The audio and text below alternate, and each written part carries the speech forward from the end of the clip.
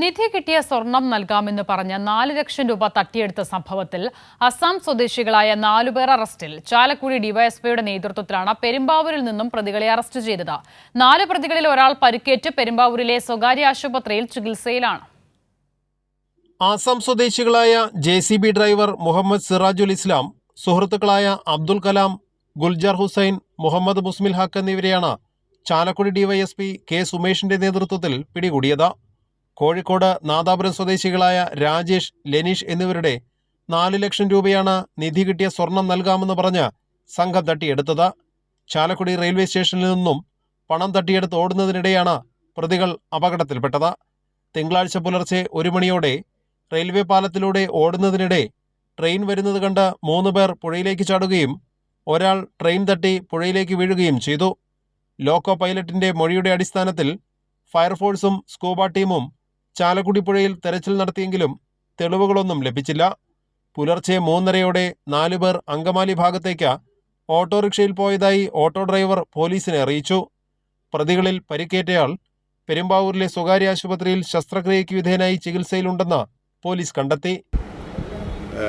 നാദാപുരം സ്വദേശികളായ ലെനീഷ്, ഒരു രാജേഷ്, ഇവരെയാണ് 4 ലക്ഷം രൂപ കൊടുത്ത സ്വർണം തരാമെന്ന് പറഞ്ഞ് ആസാം സ്വദേശികളായ 4 പേർ ചേർന്ന് അവരെ ചതി ചെയ്തത്.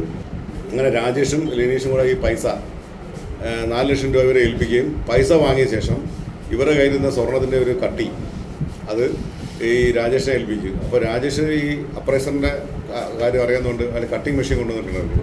അപ്പോൾ ആളത് കട്ട് ചെയ്ത് നോക്കുന്ന സമയം ഒരു പീസ് മുറിച്ചപ്പോൾ തന്നെ അയാൾക്ക് സംശയം തോന്നി ഇത് വ്യാജ സ്വർണ്ണമാണെന്ന്.